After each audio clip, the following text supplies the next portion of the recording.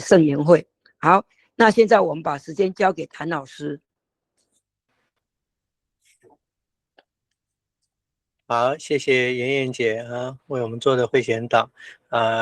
大家各位朋友，我们晚安啊。我们今天又来到了心灵的黑夜的读书会。我们上个礼拜谈到了就是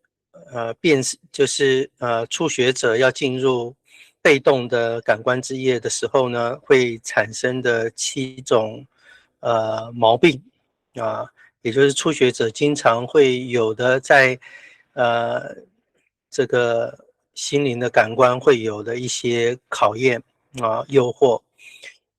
实际上就是7罪宗里面所谈的各种的问题。那这些其实都是因为我们在灵修的当中，因为得到了很多的神位，这些神位呢，有可能让我们变得骄傲，有可能让我们这个得到一种不满足啊，得到这种贪婪，甚至对别人的愤怒啊，这些都可能产生啊。那也有可能在准备要进入被动的黑夜的时候呢，因为突然间过去有的神位突然消失了，那消失了以后呢，会觉得自己好像退步了，就灰心，然后就不再祈祷了，也不再追求灵性上面的修行、神修、灵修，所以就离开了啊。所以就产生了极度懒惰的毛病啊。好，那接下来十字若望就要详细的来谈这个被动的感官之夜啊，然后要谈怎么辨识啊。那我们在第一次读书会的时候，特别用了关永忠老师的一篇文章啊，在书中的最后面的一篇非常长的文章。我们详细的谈，究竟这个被动的业跟主动的业有什么不一样？然后被动的业的3个记号跟主动的业的3个记号为什么会有区别？啊，然后我们谈到了，因为在主动的黑夜，的当中，人经过了很长久的灵修，准备要从初学进入到进修者的阶段的时候，事实上他的灵修的成果已经相当的丰硕了，但是仍然有非常多靠自己是没有办法去除的毛病啊，各种不同的不成全，不完美，靠自己是永远无法消除的。所以灵魂就必须要从主动慢慢的变到被动，让向天主降服，承认天主才是唯一的天主。就像保禄这个在书信里面讲的，他在背后总是有一根刺提醒着他，他是一个罪人，他需要依靠天主不是靠自己就能够达到成全得救。所以我们灵修到越深，我们就会越体会到自己在怎么样的努力都是无法让自己变得完美，像天父一样完全那是不可能的，我们自己怎么努力都做不到，总是有许多的诱惑，总是有许多的跌倒，所以我们总是到一个阶段，我们需要跟天主说，主啊，我没有办法，我只能依靠你。所以这个时候我们就从主动的灵修进入到一种被动的等候。这个被动的等候也一样有2个页在第8章开始谈到这个也就是这本书要谈的2个部分，一个是感官，一个是心灵的2个页。但是这里的感官就不再是我们的外感官，而是内感官所以等一下我会详细的讲到底什么是外感官，什么是内感官。内感官的运作实际上非常的复杂，所以我需要用一点点时间来跟大家解释。里面有一些哲学在里头。然后我们第一卷结束了以后，就会进入第二卷，才会谈心灵的纯心灵的被动的进化啊。那目前我们先看这个心灵的感官啊，心灵的感官也就是内感官的部分啊。好，那我们就进入到这个内容当中。首先到底什么是被动的感官之业啊？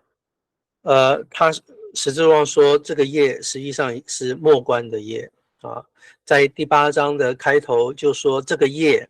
我们说是末观，已经指出来这个业已经和潘登加尔莫罗山的这一本书简写3所说的业是不同的业了啊。在3的业呢是一个初学者的业，是默想的业，是主动的业啊。所以我们上次已经谈过默想跟默观是不同的，所以在3里面也谈业啊，也谈感官跟心灵的业，但是那是初学者的业，是默想的业。这里所谈的是默观的业啊，是进阶者的业，是默观，是被动的业啊。开头第8章开头就已经谈到这个观念之间的差别，然后同样区分成感官跟心灵。感官的部分，十字路上说一个业或炼境是感官的啊。他说业也称为炼境啊。各位如果你是天主教徒，你一定很清楚有炼狱的教义啊教理。基督新教徒呢可能会觉得为什么会有炼狱啊？什么叫做炼狱？炼狱不是一个地方啊！我要再次跟各位不论是天主教徒还是基督新教徒解释这一个部分。炼狱不是一个地方啊，同样地狱也不是一个地方啊，因为如果是地方那这个怎么会有一个地方不在天主内呢？啊，炼狱是一个什么地方啊？或是地狱是一个什么地方呢？那个不是地方，那是一个我们生命的境界。就好像我们现在走在灵修的当中，我们在炼境的当中啊，就是一个境界啊，它不是一个，我们并没有处在一个离开这个世上的什么地方在炼境我们就在生活在同一个这个宇宙的世界里头，有形的世界里头，但是我们的心灵处在一种灵修的境界，不同的境界。好，那炼狱跟这个炼境实际上都是同一个字 purification 就是净化所以炼狱就是一种净化，也就是当一个人信了天主以后，信了基督以后，但是他的生命当中还不到达像天父一样的完全，因为我们只有达到像天父一样的完全，我们才能够跟这位圣洁的父完美的结合，才能够真正的进入他内。所以我们处在一种还待炼境的境界的当中，所以一个还没有一个已经得救的受洗得救的基督徒，他死后他的生命当中还是有许多的不成全的时候，我们说他处于炼狱的状态。这个炼狱的状态是等待被净化。同样的，我们说我们在灵修，在现世的生活当中，我们也在做一种灵修的净化。所以这个净化跟死后的净化本来它实际上是一体的。我们在世上的净化越纯净，我们在炼狱的时间就越短我们就跟天主结合的就越快。所以一个已经成圣的人，就是已经在天主的永福里头跟天主面对面荣福直观的人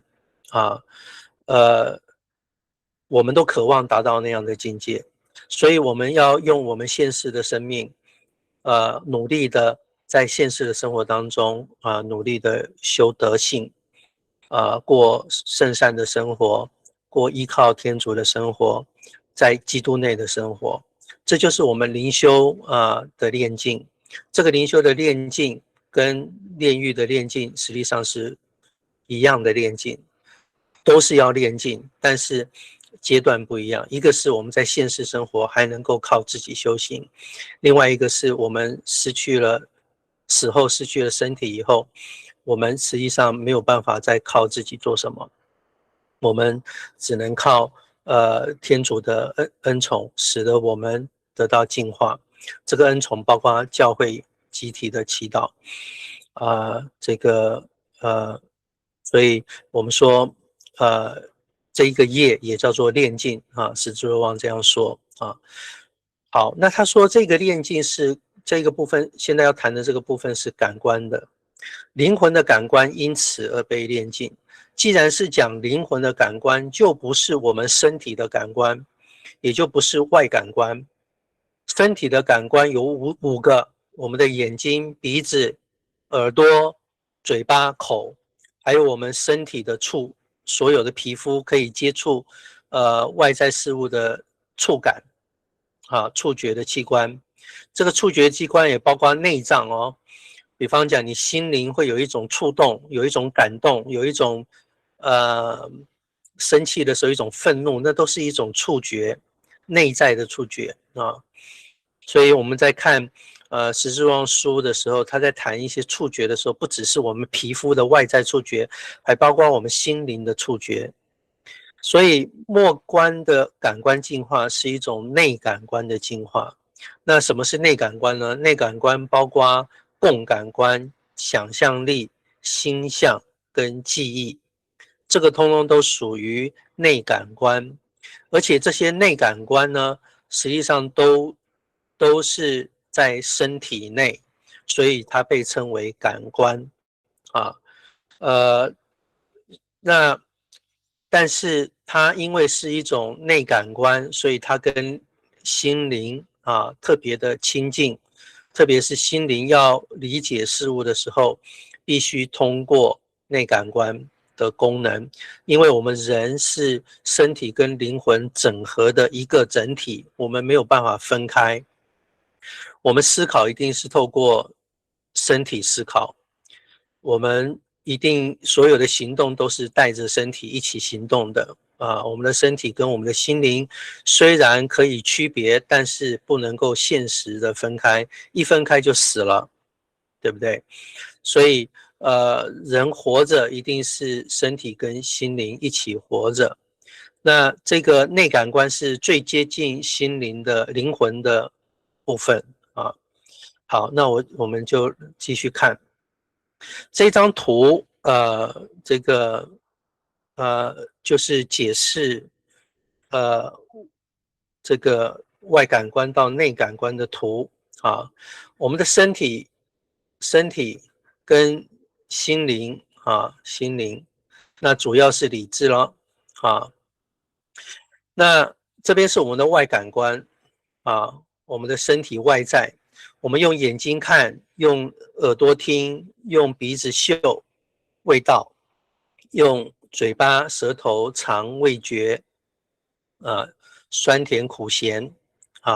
然后用触觉去感受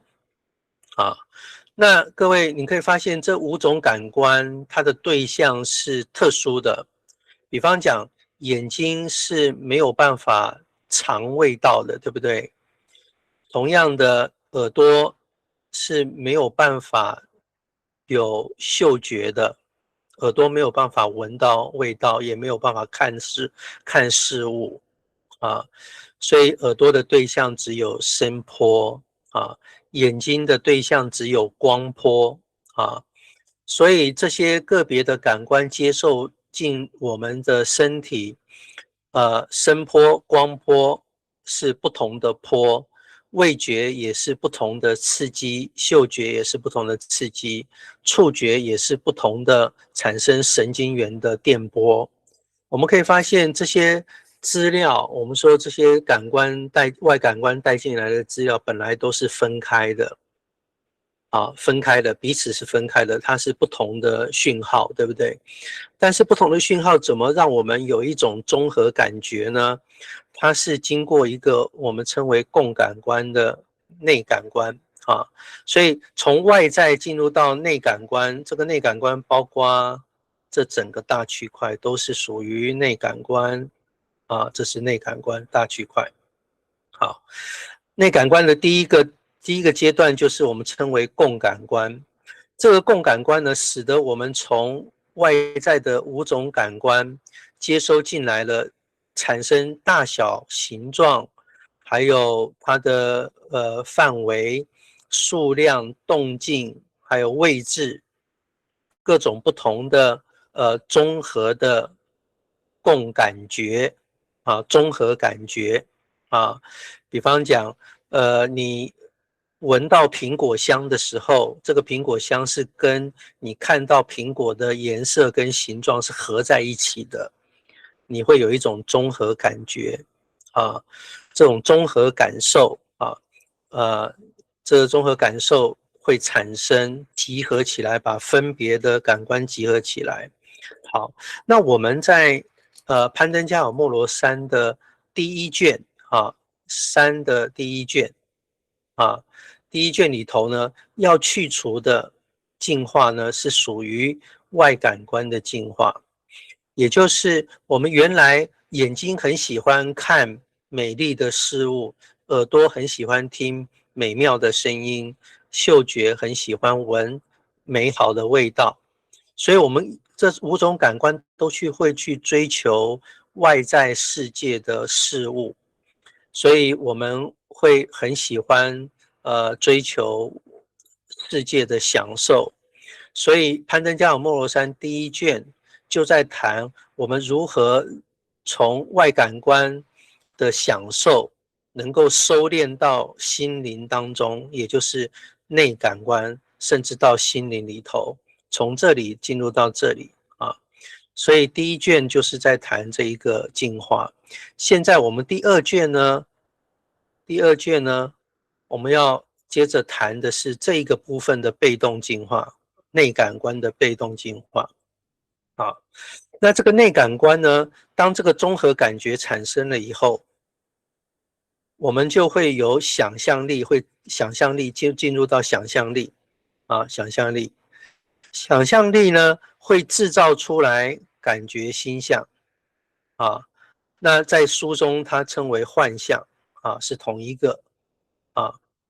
这个感觉心象呢，实际上就是你外面看到的苹果呢，它会呈现在我们的心灵当中，它的形状，甚至包括它的味道，包括它的触觉，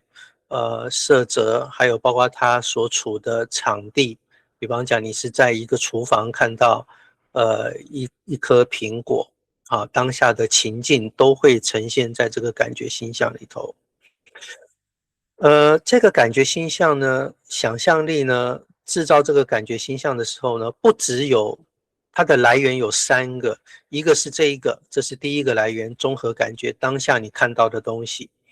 另外一个呢，是你曾经看过的身体的记忆。比方讲，人家问你说：“哎，你吃吃看嘛，这个苹果好不好吃？”结果你咬了一口，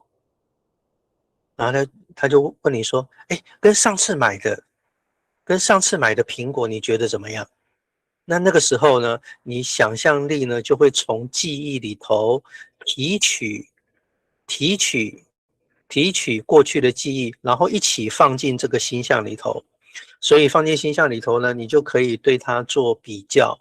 然后你告诉他说：“哎，我觉得这次比较好吃，哎，上次有一点绵绵沙沙的，这次非常的清脆所以你可以发现，哎，想象力它会从我们的记忆当中提取资料，一起放到这个心象。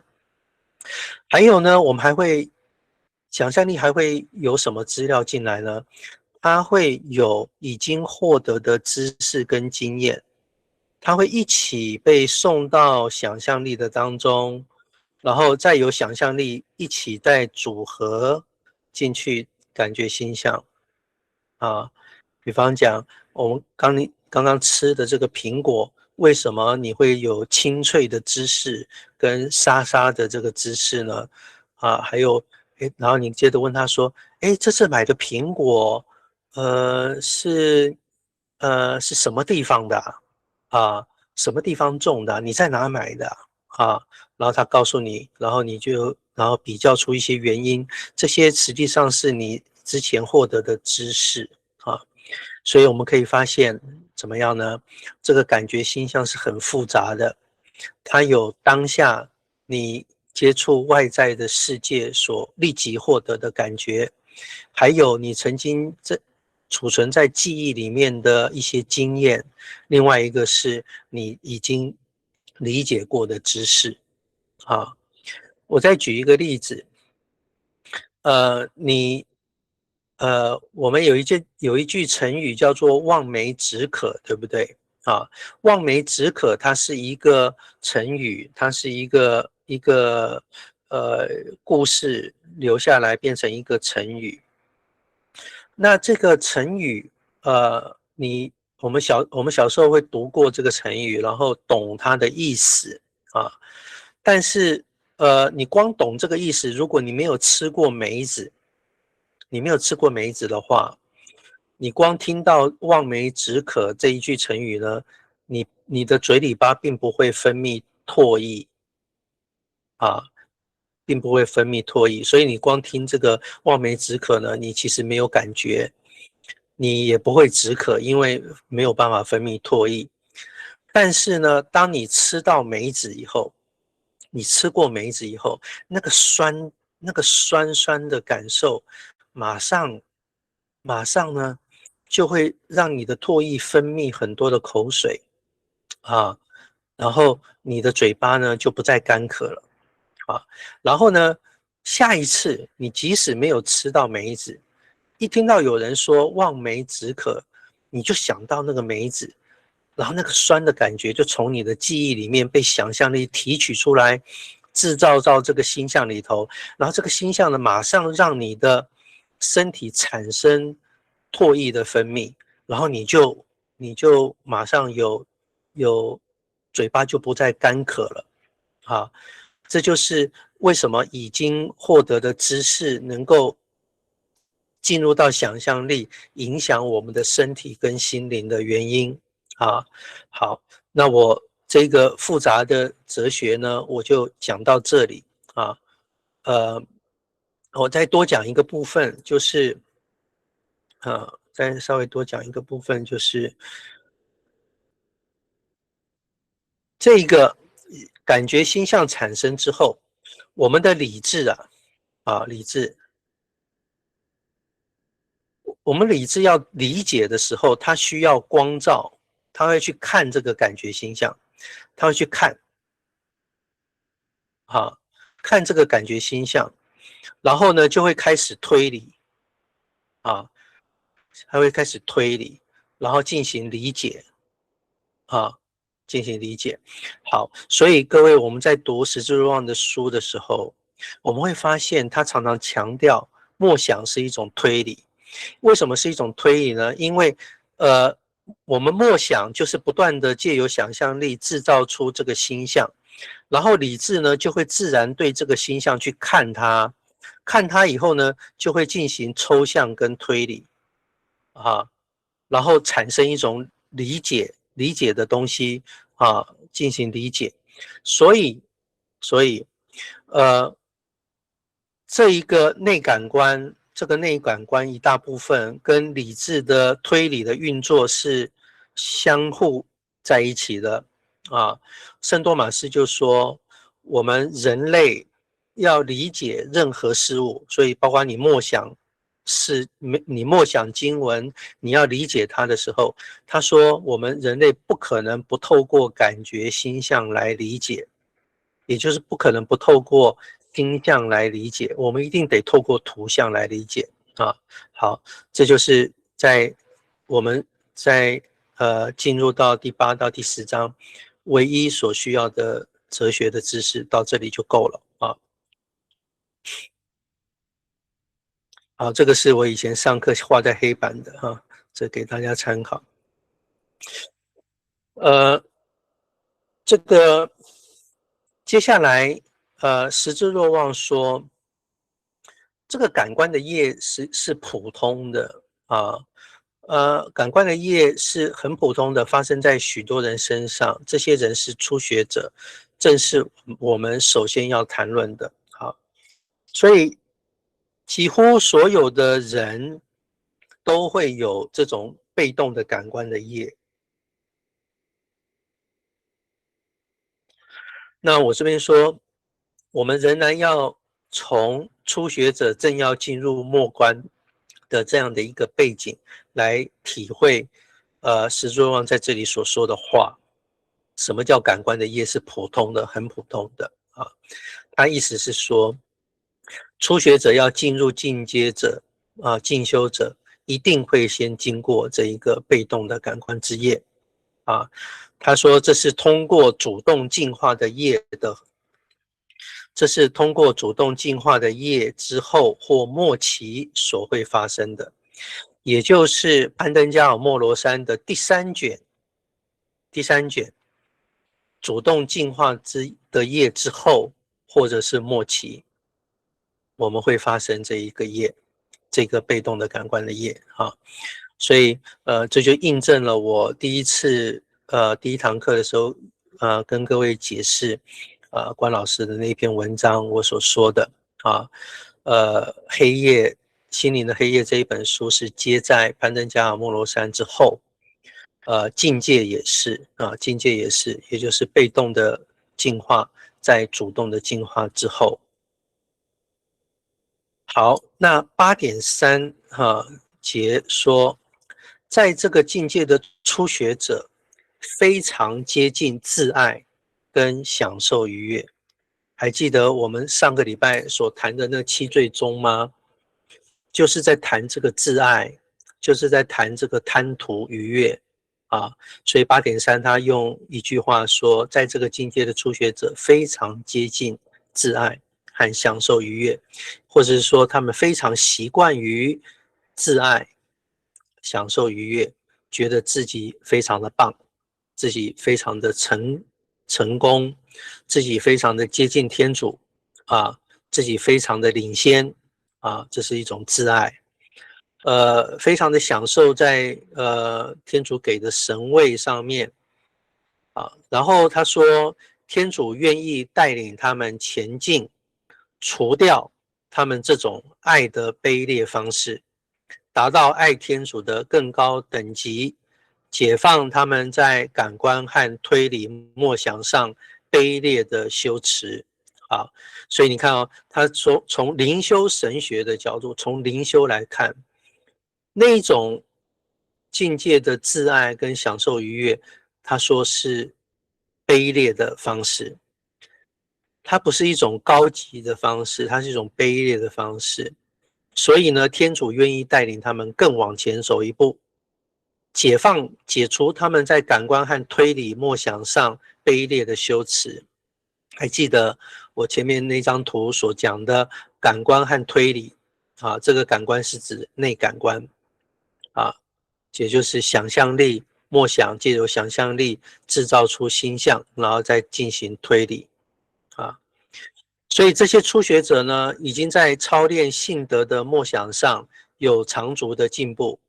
他们不再需要透过外在事物得到愉悦，也就是不再需要透过外感官得到愉悦，而是从属灵的事物上面，在内感官上面得到愉悦。比方讲，在默想圣言的时候，在玫瑰经祈祷的时候，在圣像前的祈祷，在朝拜圣体的祈祷，他们从这些属灵的事物上面，他们的内感官得到享受他们从内感官和推理默想当中得到神慰。所以现在我们他要针对的就是这样的人那为什么天主要带我们到更高级的末关呢？8.3节继续说，他们用这么有限、这么不适当的方式去寻找天主，所以天主是跟这些方式是不相匹配的因为天主是纯心灵的，他没有任何的物质性，所以当我们用这么物质性的交往，特别是一些中介物的交往，是这么样的有限，是这么样的不适当。所以他说，天主要他们更少毛病的和天主亲密的交往，减少毛病也除去他的自爱，除去他的贪恋愉悦。所以天主这样行事，是当灵魂在德性的道路上自我修持，而且持续了一段时日，也就是主动的修炼，恒心默想和祈祷之后因着借着在祈祷当中所得到的愉悦和美味，使他们超脱事物，且在天主内获得一些灵性的力量。这个力量多少帮助他们克制对事物的欲望，借此他们能够为了天主忍受一点重担和干枯，不致回头向后。好，所以他说前面预备的那些主动的修持，持续了那么长的时间，恒心默想和祈祷，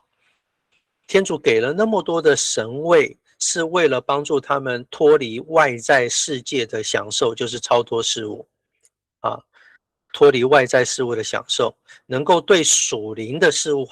得到一种喜悦所以他说天主给他们在属灵事物上一些灵性的力量，多少帮助他们克制对事物的欲望因为你剥夺了外在事物的倾向，那就空掉了，对不对？所以天主要给你从内在属灵的事物上面一点补偿，这样的话你的心灵才不会空，没有任何的东西魔鬼会进来，所以要给我们一些灵性上面的支持，好能够为天主忍受一点重担和干枯，不致回头向后好，但是他又继续说，这样的初学者得到的神位呢，反而是不能成全的原因。他说，正是在这个美好的时光中，修持神业的时候，充满愉悦和美味。他们认为神性恩惠的阳光照耀的最明亮的时候，天主使一切的光明突然变成黑暗了，关闭门户，封锁甜蜜的灵水的涌流。本来他们随时只要愿意，就可以在天主内品尝到，因为他们还是柔弱和娇嫩的，没有门户是对他们关闭的他要说什么呢？他说，正当他们主动修持神业的时候，得到的这些美味他们觉得这个实在太美好的时光。然后，神性的恩惠最明亮的时候，突然天主关闭了门户，使一切的光明变成了黑暗，封闭了这种灵水的涌流。他们突然发现，没有愉悦了，没有灵水了，没有恩高了，没有一切光明都变成黑暗了。他们突然发现进入到这种干枯这个就是天主为什么会让他们觉得突然要让他们觉得突然关闭门户的一个情况为了要让他们达到成全，因为要封闭那种不完美有缺陷的跟天主交往的方式。那过去为什么可以呢？过去因为他们还是柔弱的，还是像小婴孩小 baby 一样是娇嫩的，所以天主让他们只要想品尝就品尝得到就好像小婴儿一哭一哭就有得到帮助，一哭就得到满足但是等到他们已经相当程度的长大以后，天主就关闭那个灵奶使得他们不再能够靠哭就能够得到。好，接着他说天主把他们留在如此的黑暗中，他们不知道感官的想象和推理要走向何方啊，所以你可以发现，他们有星象产生，然后但是他们不知道这些感官的想象和推理要到哪里去，因为他们不能再像过去习惯的那样默想了。现在内在的感官已淹没在这个夜里，既然是夜里，可能产生两种情况，一种情况是这个星象里面呢没有任何东西了产生不出来了，产生不出来任何图像了。另外一种呢，即使产生图像，但是他们却觉得再也不能靠这个图像进行推理和想象、默想，而且默想也没有神味，反而在无味和苦涩的当中所以天主觉得他们已经有点长大了，为了他们更强壮有力，就解开襁褓，让他们离开甜蜜的胸怀，把他们从双臂上放下来。这个时候他们会对这一切感到惊奇，因为一切都转变成相反的一面以前可以得到神慰的，突然得到的是神哭以前得到喜悦的，现在得到的是无畏一切都变成相反的。以前觉得自己很属灵的，突然觉得一点感觉都没有，觉得自己退步了这个就是在这个阶段灵魂一定会有的感受8.4十字若望继续说，这个是发生在什么时候呢？他说这个情况通常发生在收心的初学者，比其他人更快经验到收心。各位，如果你有参加过静心静祷的这个体验这种祈祷的经验，你会发现前面有大概10几分钟的时间在做收心他会带领者会带领你觉察身体的各个部分，让你的注意力呢从身体的各种官能呢集中集中注意你的身体，你就不会注意外在，然后开始进入到觉察你内心里面的有没有浮现出什么感受、什么意念然后慢慢你能够更进入到心灵的收敛的当中，这个叫做收心。如果你做静心静祷一段时间以后，有时候你会到达一个阶段，会觉得哎呀，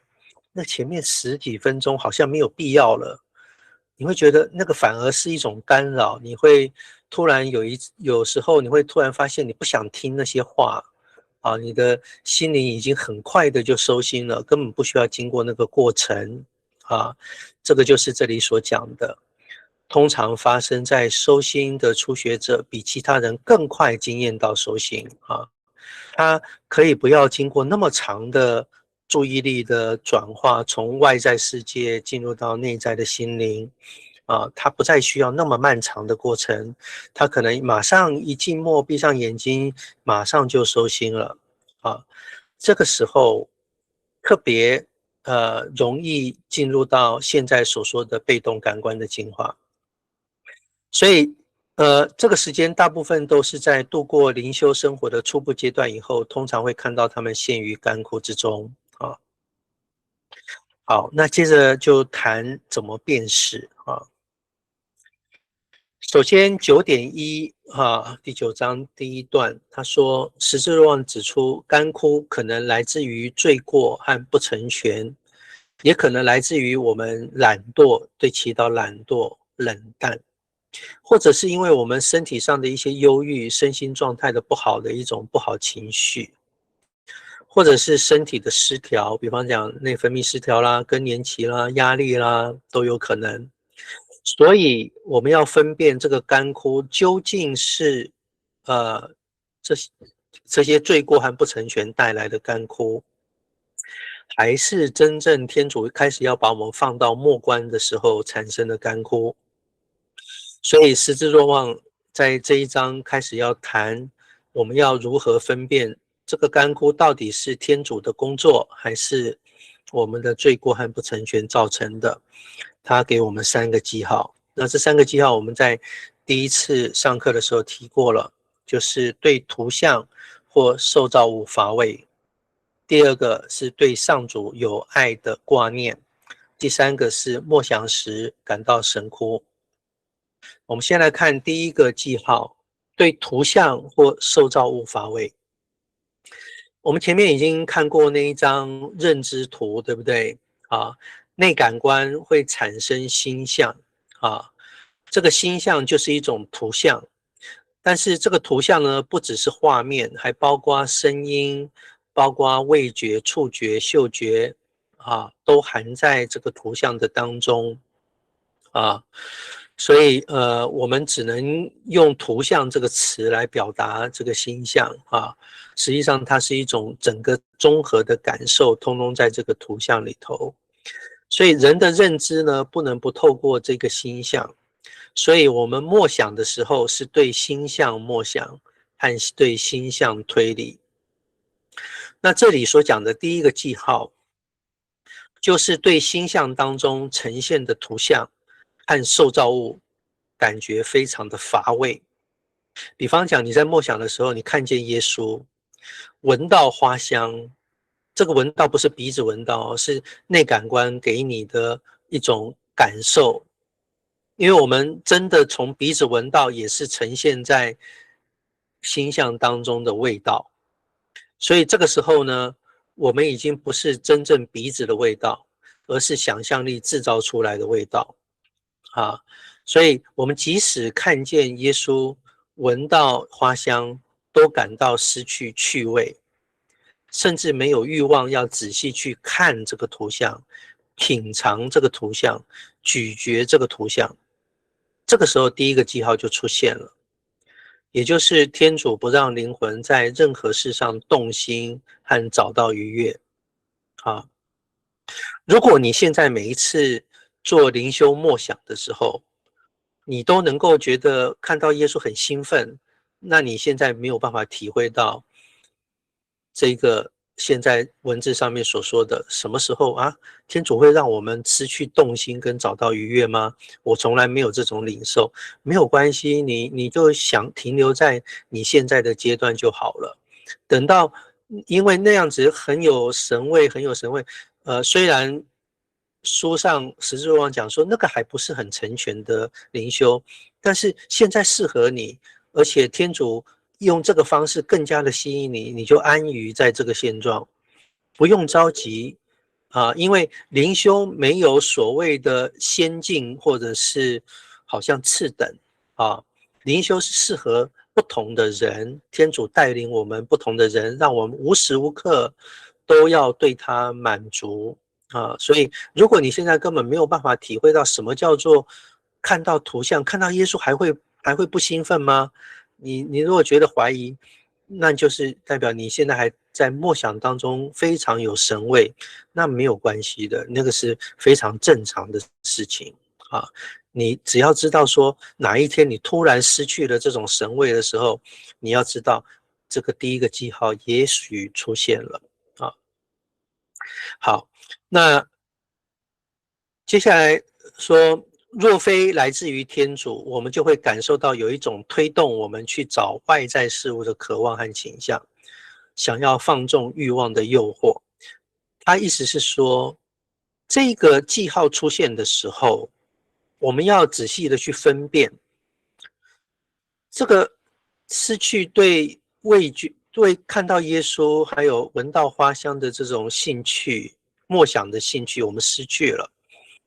会不会在当下又有一种想要去看电影、看手机、吃美食的一种欲望的推动呢？如果在那里出现，在那个时候出现这种推动，而且发现我更想要去看电影，更想要去看手机，更想要出去逛街，那这个时候我们的失去对默想的趣味，就不是来自于天主的，那是来自于我们的罪恶还有不成全。所以他说，因为当灵魂愿意放纵欲望的某个毛病时，会立刻感受到对那个毛病的倾向那也有可能会来自于忧郁症，因为我们会对什么都兴味索然，所以如果说你对梦想不感兴趣，呃，也有可能要想一想是不是自己有某一种忧郁的情况啊，那你要小心的分辨，也要找神师分辨啊。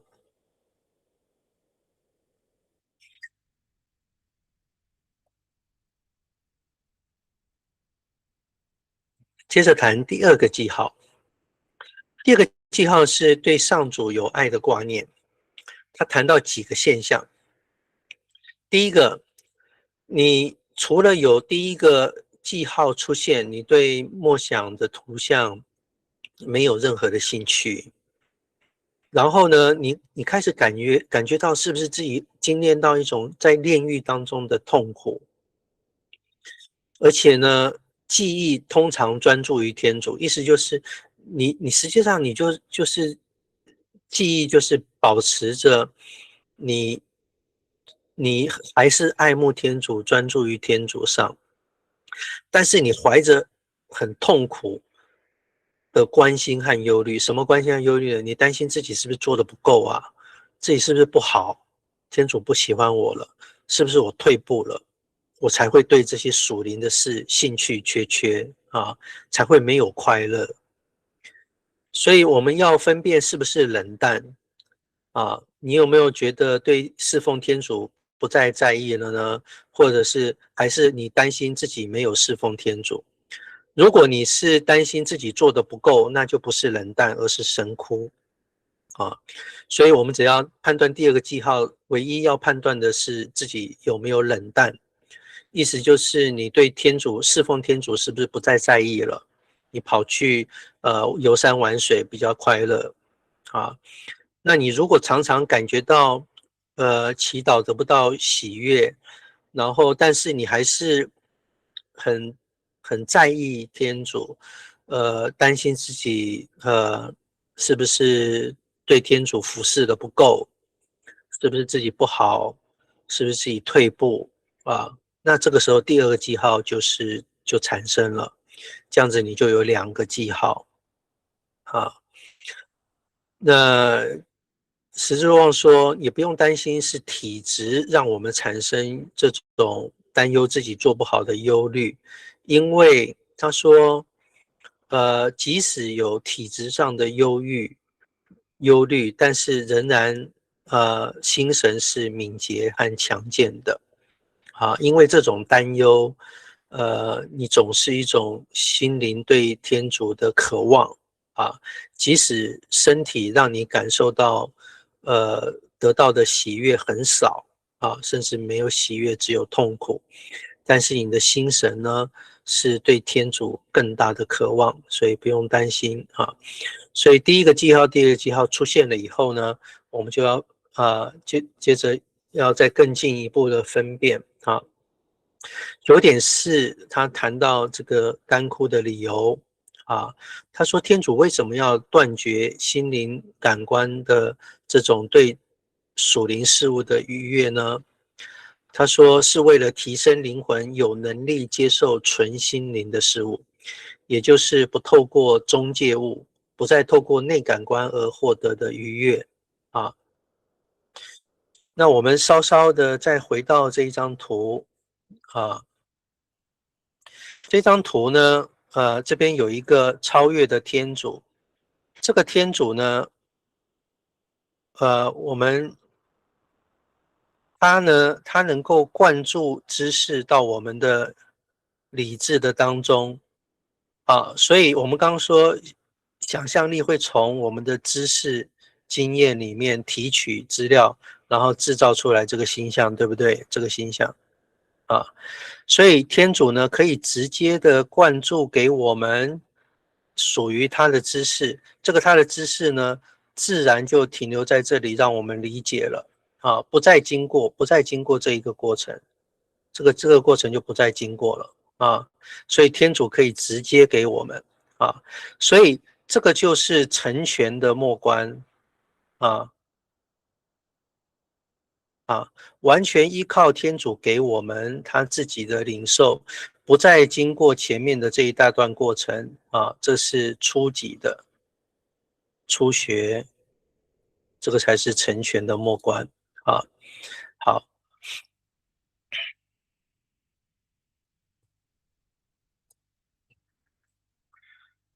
好，所以这个叫做刚刚我们说天主直接灌注的叫做纯心灵的事物啊。刚开始灵魂体验不到心灵的满足和愉悦，反而是干枯，是因为灵魂的味觉还习惯于那些感官的美味，人注视这些美味，还不能适应如此灵巧的美味，因为我们还不习惯进入到我们心灵当中的。对不起，我再回到这里。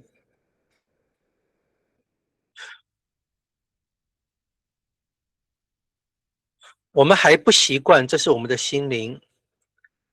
我们还不习惯进入到我们心灵的是从这一个路径进来的，还是从这个路径进来的？我们还不习惯分辨。我们过去是很努力的要从这里到这里，现在呢，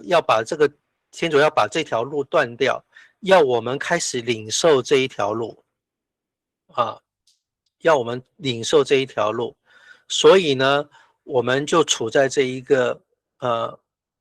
一下有这一边，一下又有这一边的尴尬情况，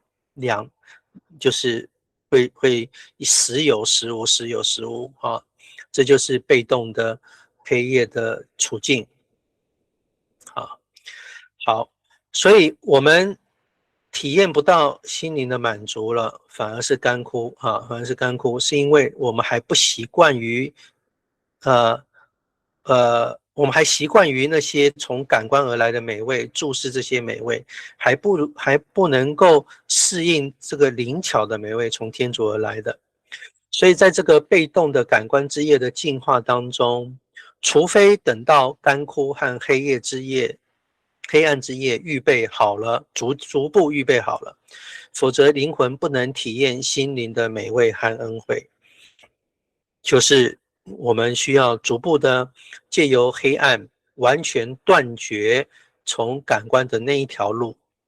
我们才能够单单的靠着天主直接的供应给我们纯心灵的体会，纯心灵的美味跟恩惠他就用以色列在旷野流浪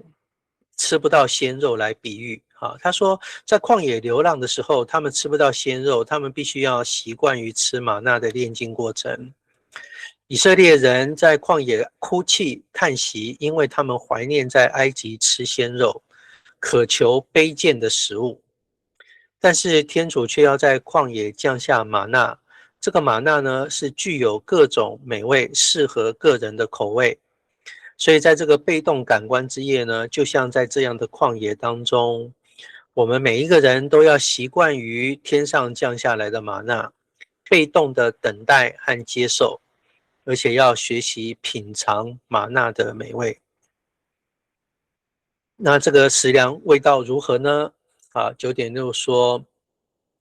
这个内在的食粮味道开始使感官黑暗和干枯，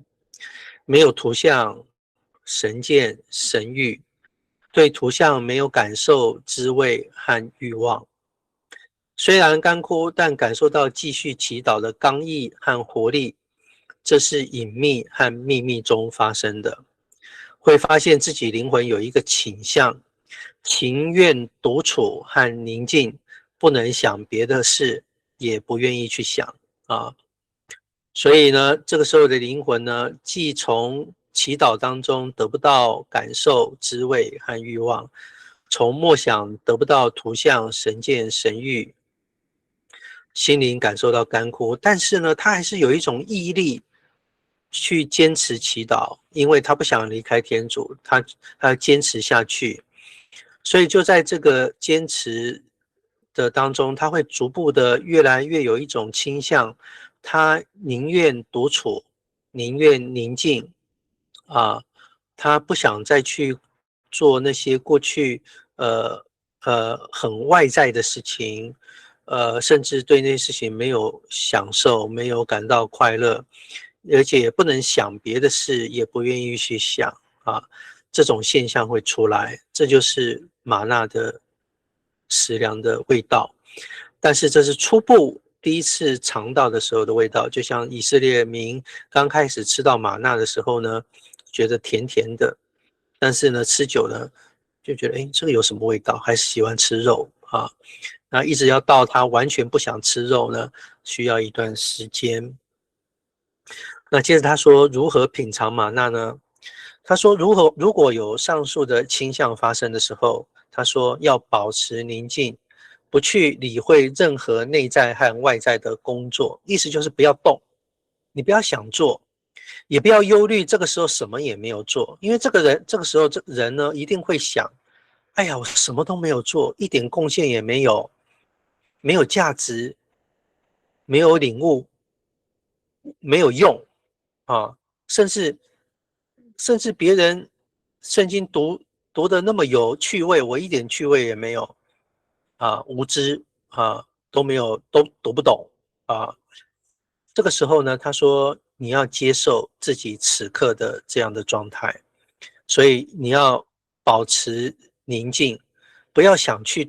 要去做一点，西想要去做一点。比方讲，你就想要去，哎呀，我是不是在家里不行啊？我要去教会祈祷才会有真实的感受，是不是我不够虔诚呢？或者说你就想要去找一些你过去可以找到神位的途径啊，你就想要再去尝试看看啊，那但是你总会失败的，你就会发现你一直都得不到，即使你去工作也得不到啊。那这个是若望说，我们这时候就会需要保持宁静，所以要做什么呢？坚持祈祷，即使没有感受，就留守在那一个宁静的祈祷当中。好，那当灵魂处于最悠闲和了无牵挂的时候，这个末观才会运作。这句话非常的重要，意思就是，当我们持续的坚持祈祷，不透过默想，就单纯的留守注视空空荡荡的心灵，注视在这个心灵当中等候天主赐你甘露啊，降下玛纳。你留守在这个当中，开始是觉得开始会忧虑，慢慢的你越来越悠闲，越来越没有牵挂，这个时候默观就产生了啊，就开始运作了。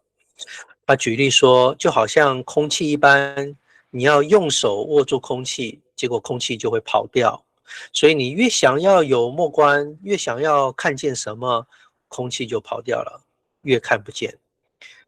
你，所以你不要想去握，就是双手摊开，让空气自由的临在。这个空气就是圣神的工作啊，让圣神自由的让事情发生，默观发生。所以唯一的工作就是不工作啊，唯一的工作就是不要工作啊。执着王用雅歌，新郎对新娘说：“转过你的眼去，不要看我。”意思就是不要用你的眼睛看啊，你用你自己的官能工作，反而阻碍了天主的工作。天主这个时候就是要约束我们内在的官能，不让理智有所依靠，因为我们理智需要靠内在的官能心象去运作，所以你没有心象的运作，理智就无所依靠。也不要让意志有什么喜爱，记忆也无法推想啊。所以它的果实最后就是宁静的、柔巧的、独居的满足和平安。就好像林歌在第21诗节有这么一段话说：“我以悦耳的琴韵，这个我是新郎，我以悦耳的琴韵、沙林的歌音驱逐你们，停止你们的气愤，切勿碰触这道墙，好使新郎说，新郎进入平安的梦乡啊。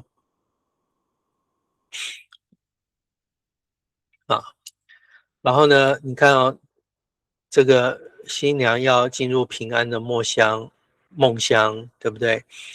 要完完全全的放弃自己的推理啊，悦耳的情韵、沙林的歌声啊，让天主自己给我们驱逐我们因为得不到任何的东西，产生的气愤，对自己的气愤啊，然后越来越新娘就愉悦的气息，景象斜倚在爱人的甜蜜手背里啊，这是22时节啊。我们第一堂课的时候，我跟各位说21、22就是准备从初学进入到进阶，从默想进入到默观的阶段。第3个记号就是默想的时候感到神枯啊，感到神枯。先前用内在的感官推理和默想，借着推理来综合和分析观念，已经不再奏效了啊。天主这个时候不再经由感官再到理智的分析，而是直接开始亲自通传。就是我刚刚给各位看的图，天主直接的灌注他自己的知识，所以这边叫做亲自通传。经由纯心灵啊，按照认知图，就是天主直接灌注到被动状态的理智。十字若望在9.8说，这个时候呢，我们灵魂没有连续的推理啊。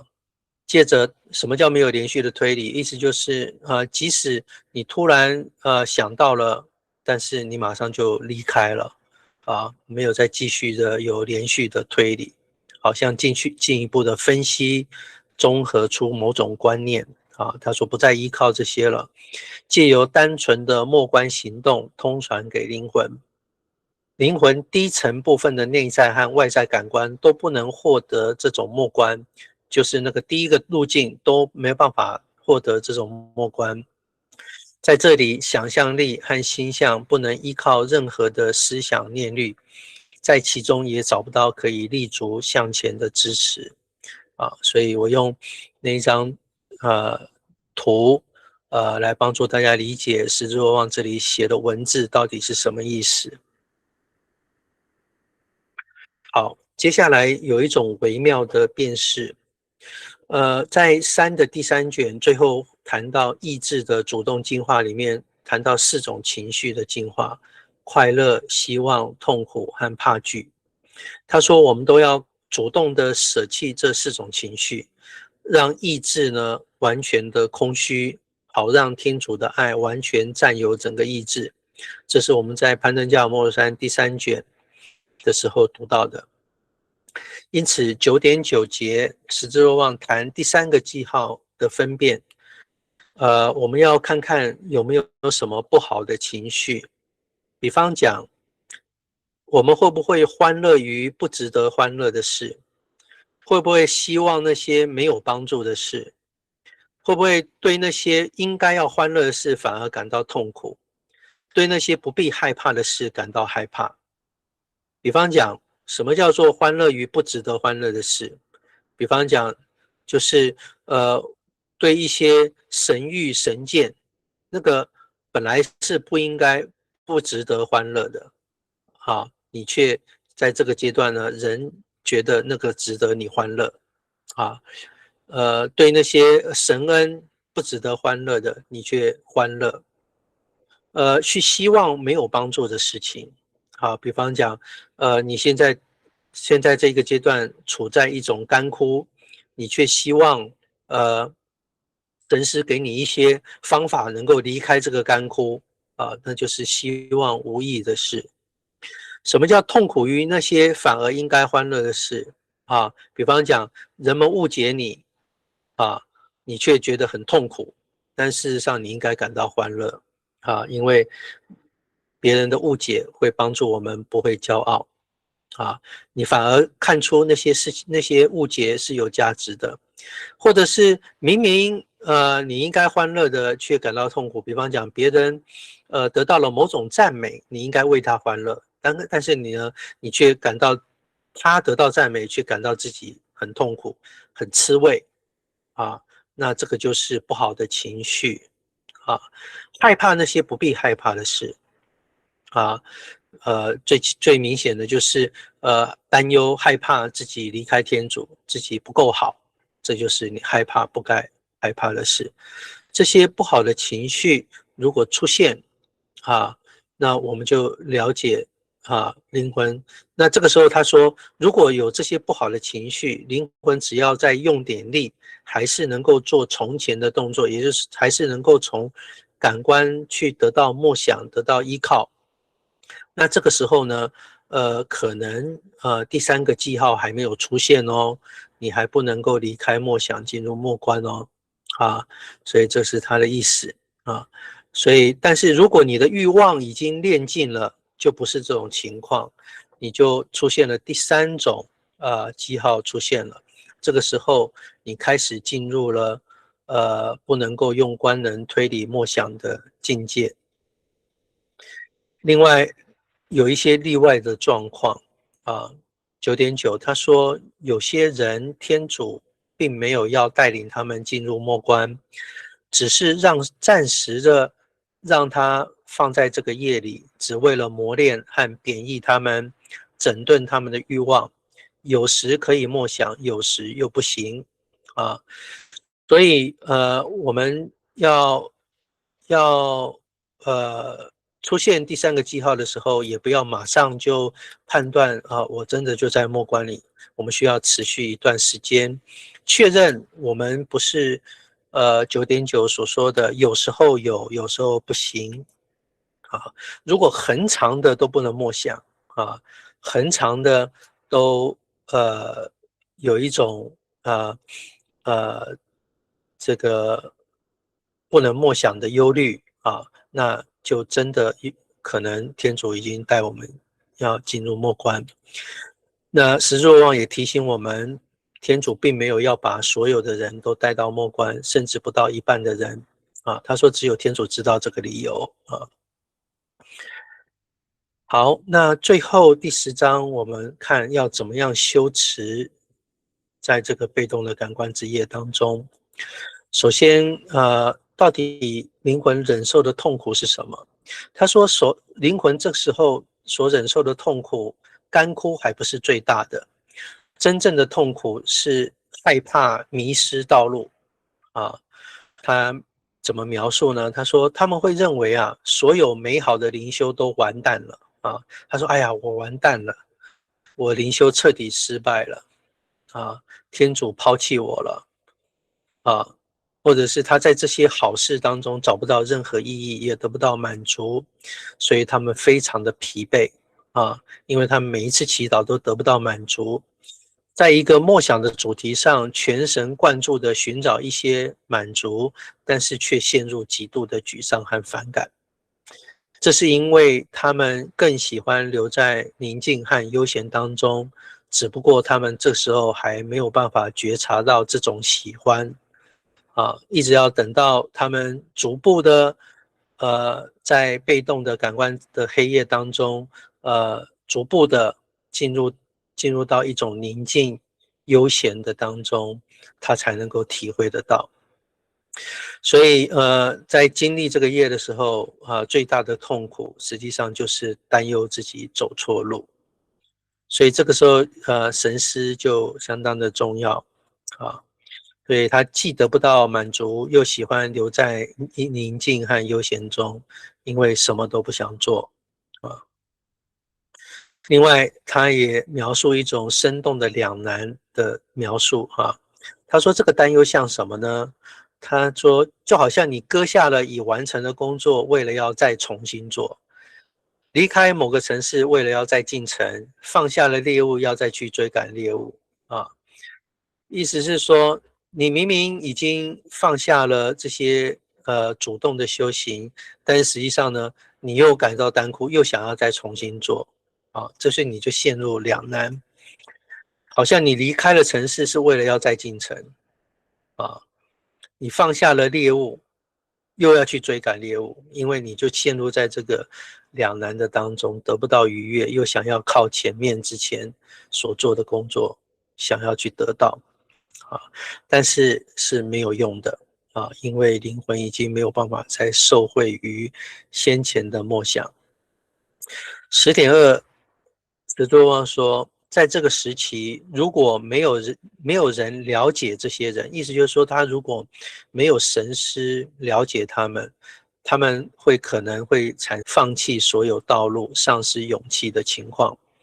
甚至就至少也会阻碍自己向前进步。所以你如果找到错误的神师，他没有办法分辨的时候呢，你可能就容易放弃，因为他们会非常勤奋地走在梦想和推理的路上，在本性上疲惫不堪，工作过度。他们想象自己的处境是因为自己疏忽和有罪那这个时候，石若望劝告我们要干嘛呢？他说，处在这个境界的人要信赖天主。他不会离弃以淳朴和正直的心寻求他的人，直到把他们带入爱的明亮和纯洁的光中。借着心灵的黑暗之夜，天主会赐给他们这个光那在书中的94页的注脚33，注脚33，提到了一封石若望充满友情和灵性的信件。这个信件是编号第19封信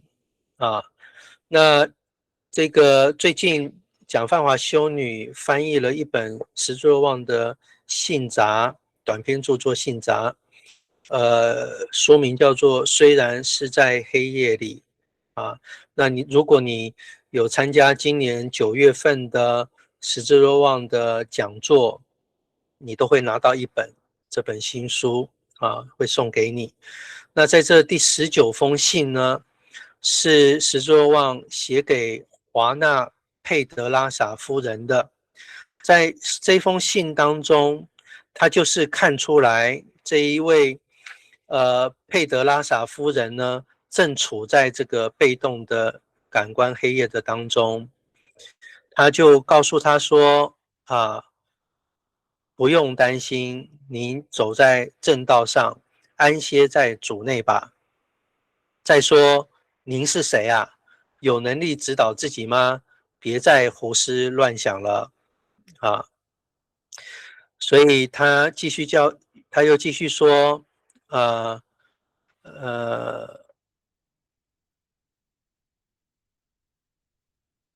他又继续说，喜乐并信靠天主吧，因为他已经给了您一些证明，您不仅可以，甚至应该做得很好的记号但若他见您不上道，行事如此愚蠢，也就难怪他会发怒了，因为他正引领您走在一条对您最合适的路上，并将您带向一个最安全的地方。除了这个模式以外，你就不要想别的了。由于它是一条正路，就让您的灵魂适应它吧，并像往常一样恭领圣体你看，所以石若望在书信的当中来对这一位夫人呢做灵修的指导，就是辨识出这个人已经处在这个境界的当中，他唯一要做的就是全然信赖天主，相信他走在这个正道上。好，那修持的方法就是完全不要做推理和默想，让灵魂留在安息和宁静中，即使觉得自己在浪费时间，什么也没有做，也要忍耐和坚持祈祷。有些人会说，我一祈祷就睡觉，那就睡吧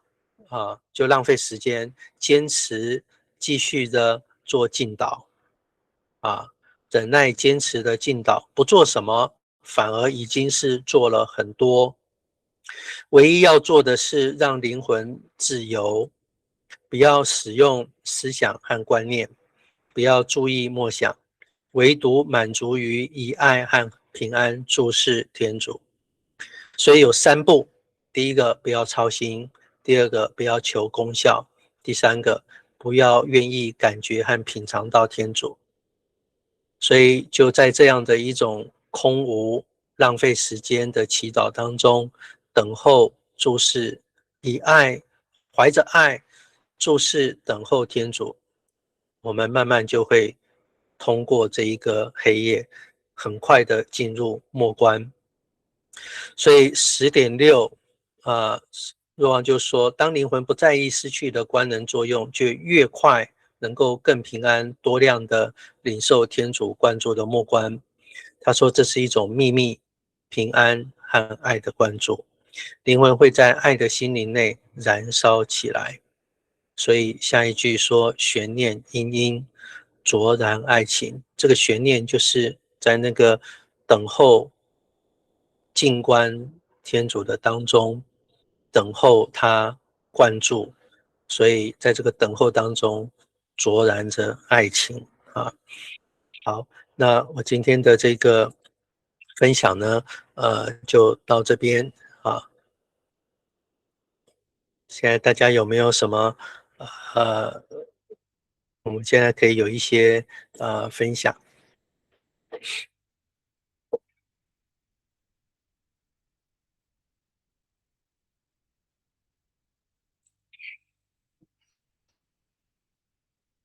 有没有人正在走在现在的阶段的啊，可以分享一下你的心得，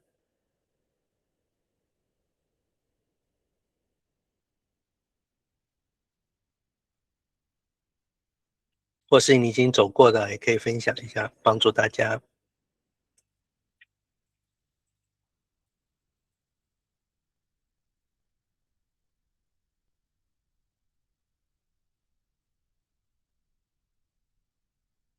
有没有？不要客气哦。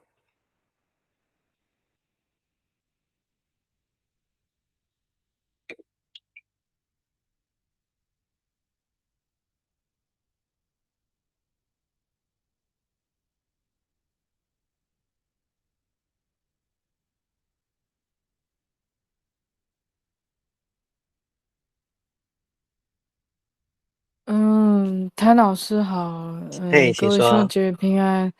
平安。那个，我最近还是在读那个大德兰的灵性城堡，然后就是因为好像大德兰他是把这个就是末观的境界分成，就是好像到最顶是6吧，就是第6层。对，但是好像十字若望是把它分成七层，是不是？所以没有就是在十字爱的若望，火焰，嘿，十字若望没有，十字若望在这一本新年黑夜里面，分了10个阶梯，对，我们等一下会读到，我们后面会读到，对。哦，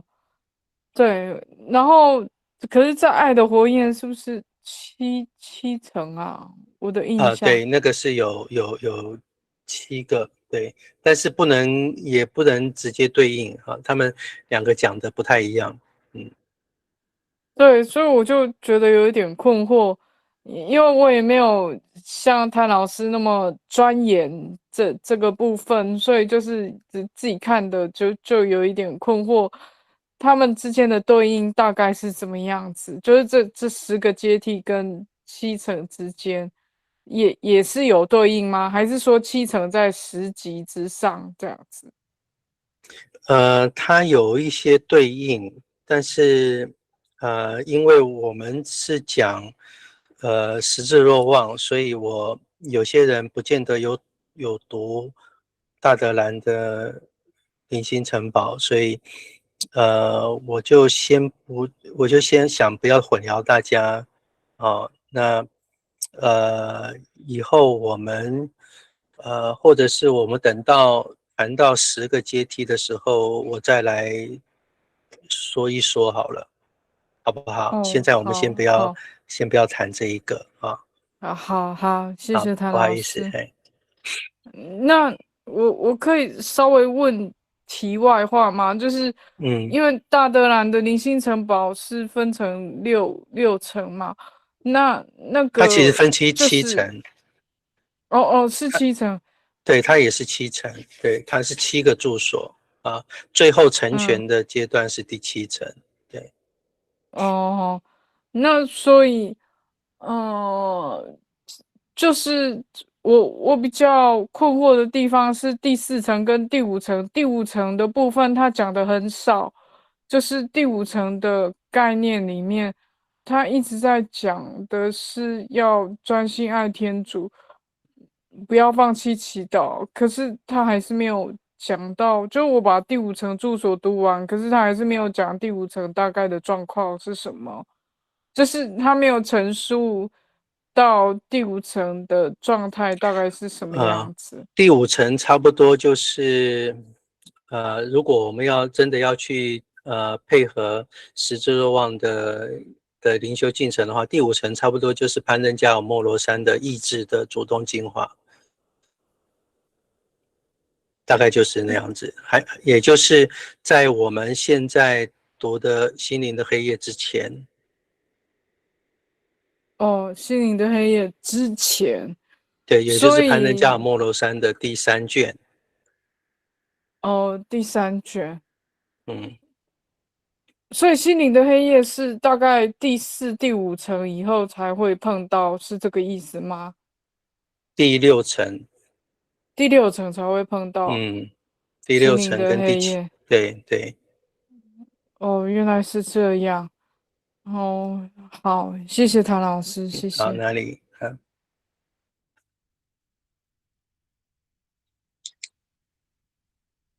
谭老师，我是秀凤。是，秀凤好。我不知道我是不是在这种情况之下，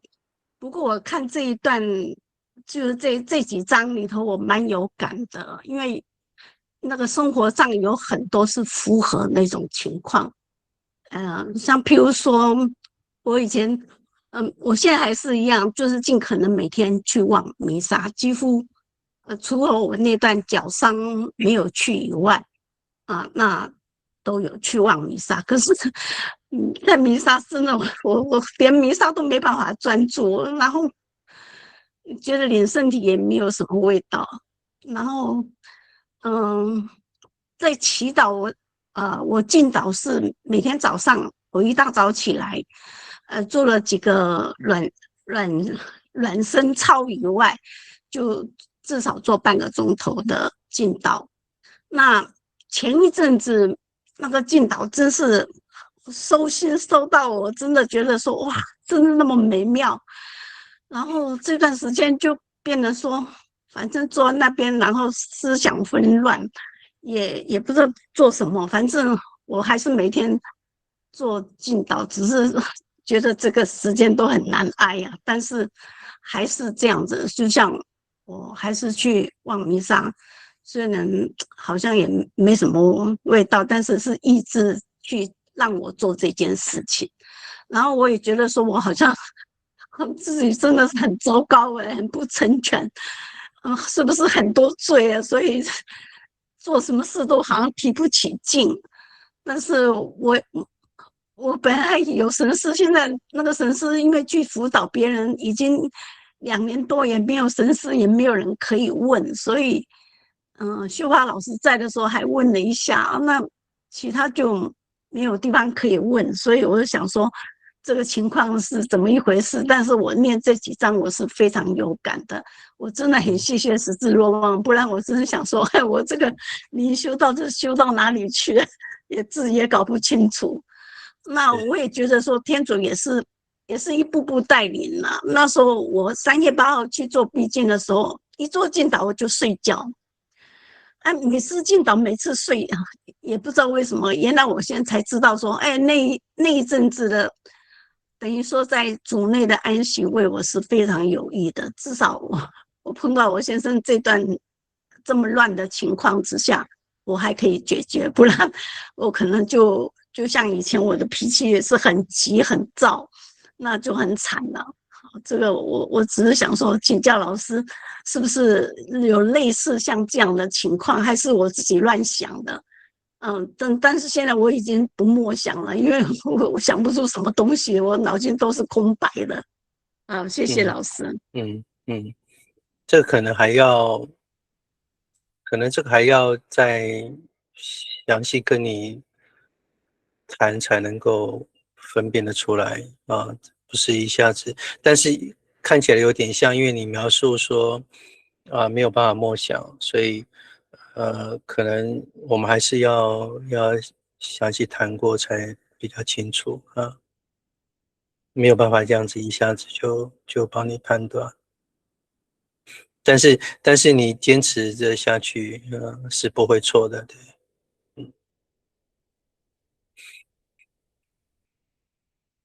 好，还有没有其他人要分享？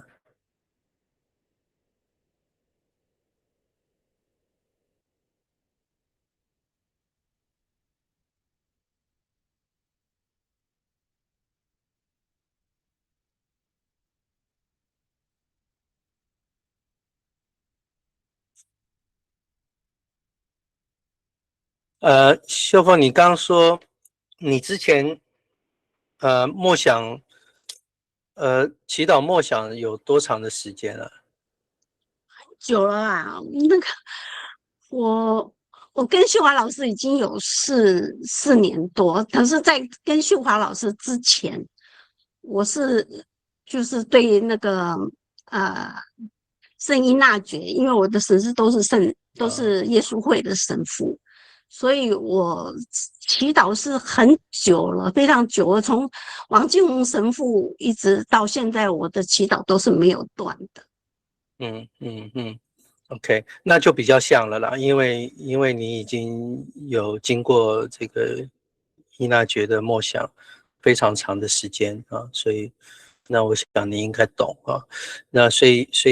我就建议就是你继续的坚持在进导的当中啊，我相信你会慢慢的走过的啊。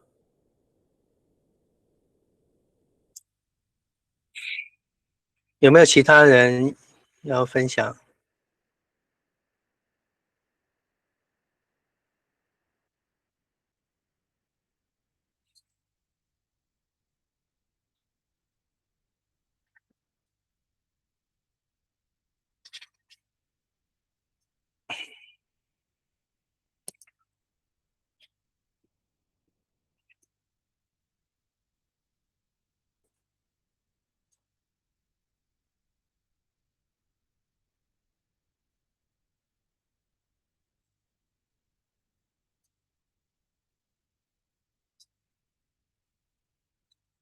都没有吗？也可以分享你现在的祈祷状况。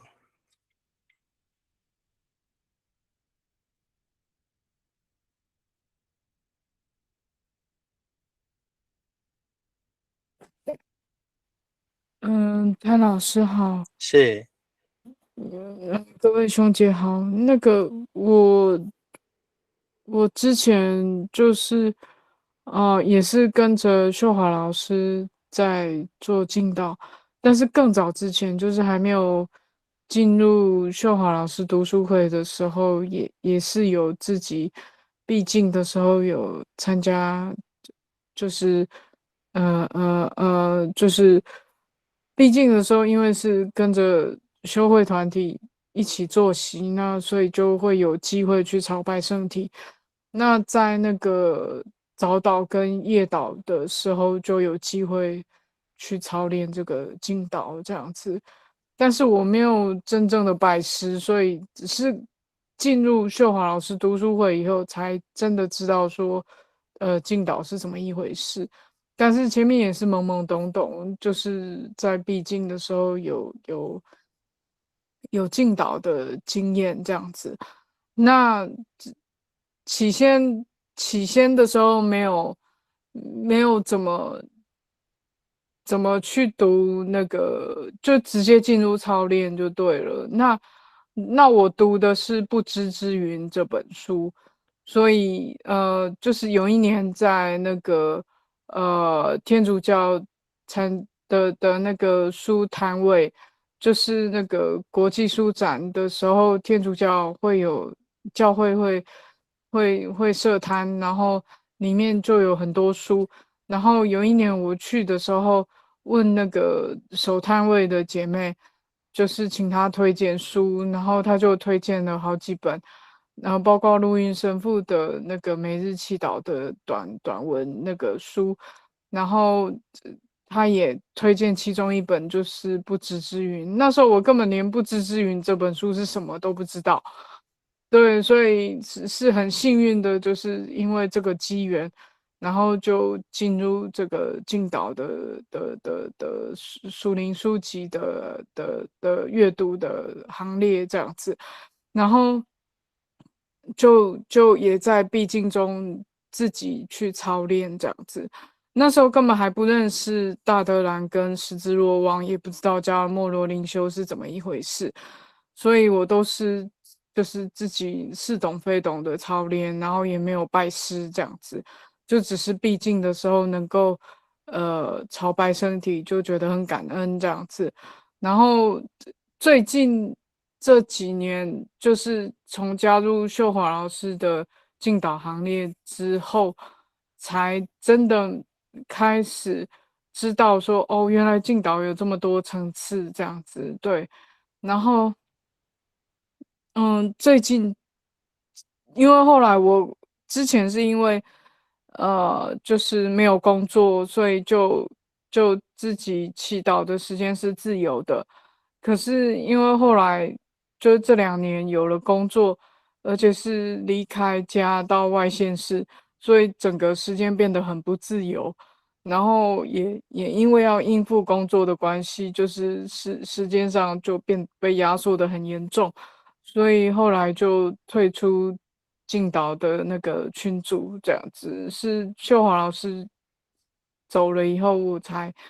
退出的，因为估量时间。但是在秀华老师在的最后那几个月，我也是没办法继续跟敬导，就是有点有一搭没一搭的在参加这样子，对，然后也是感谢兄姐，就是接纳我包容我，对这个很感谢。然后最近这2年我的状况是就是常常会就是以前进导都是对就是睡眠感官睡眠嘛，然后也没有也不知道睡多久，然后就会自己醒来这样子。可是最近这2年虽然是断断续续，但是而且比以前的进导时间更少。可是我发现就是不知道为什么，可能我的是错误的，谭老师再讲评一下。对，我真的不知道是怎么一回事。就是我进导时间变得很短，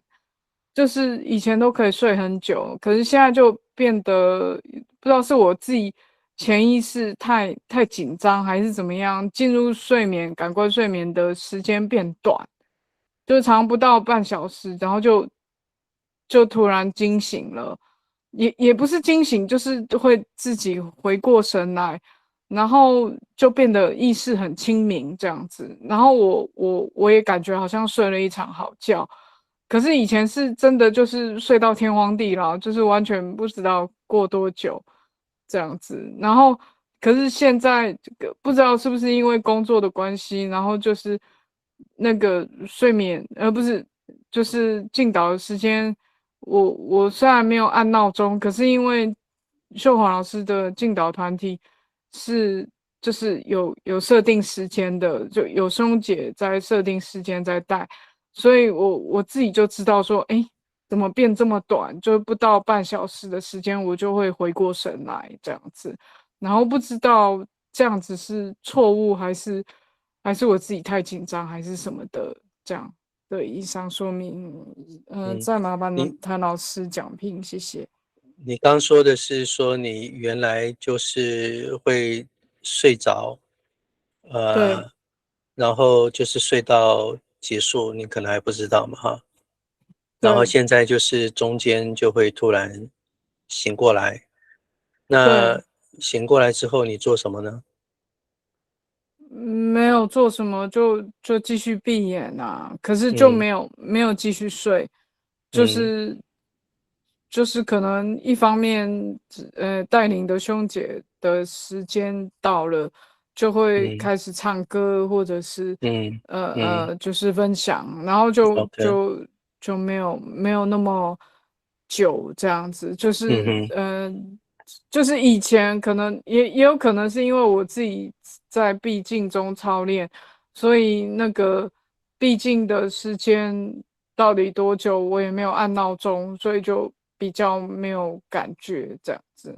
啊，现在是嗯因为就是有时候很短，大概10分钟而已就回过神来，就自己回过神来。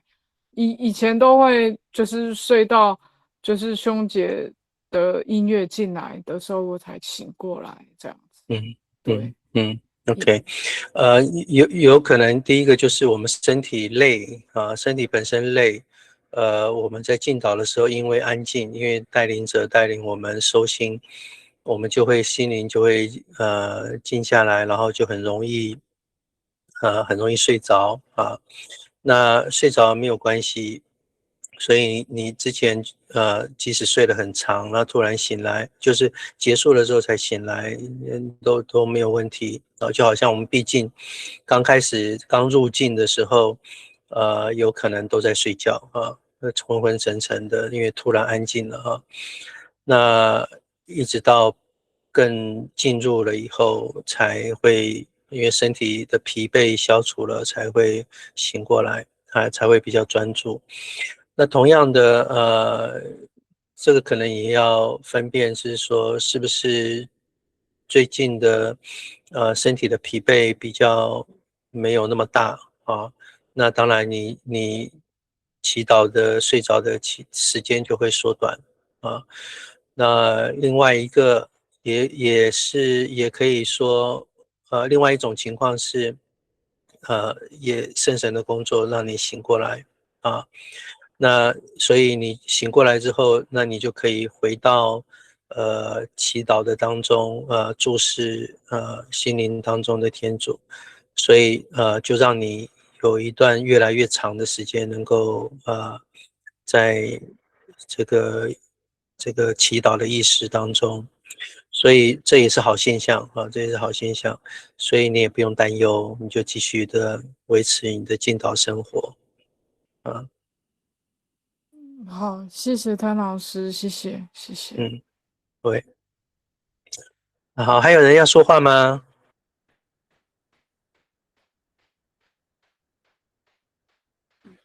没有的话，我们要结束哈。好，那我就把时间交给妍妍姐。好，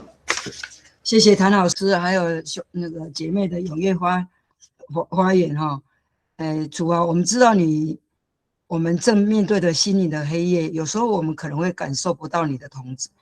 在，只感觉这个前路黑暗，重担难当。但是我们相信这份的哭泣不是错，这一段的幽暗时刻也不是我们被遗弃。主，求你保守我们的信心，让我们不凭眼见，只单单仰望你的恩典。我们就用圣咏139篇，黑暗对于你是无益，光明这首歌来结束我们的那个读书会。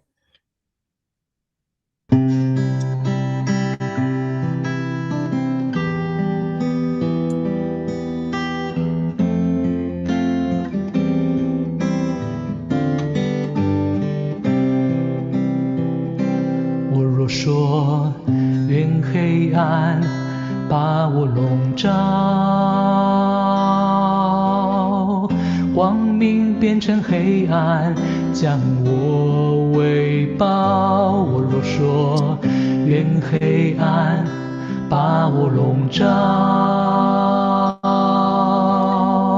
光明变成黑暗将我围抱。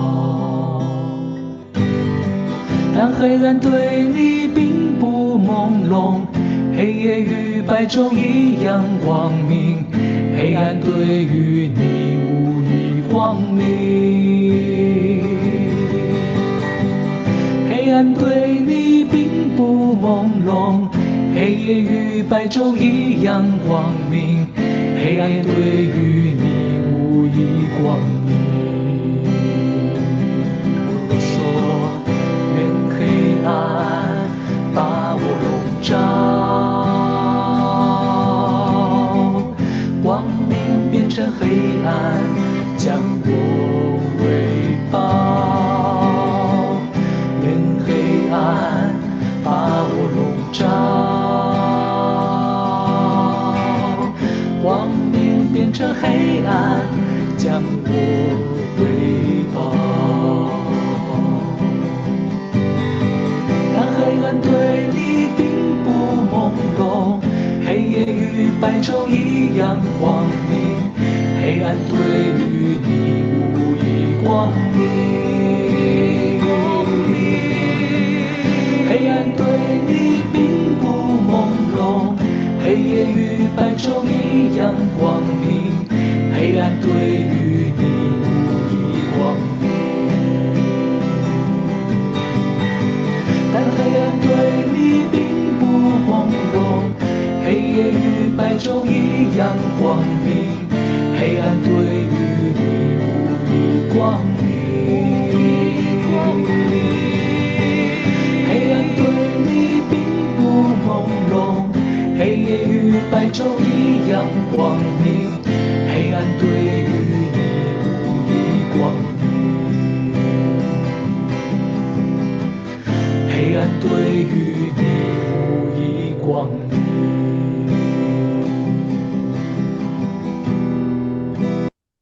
好，我们谢谢谭老师，同时也谢谢大家的踊跃参与。现在请大家打开麦克风，互道晚安。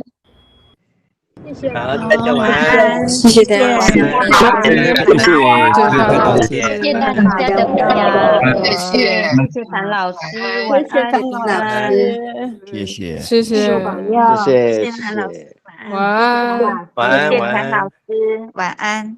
谭老师，我是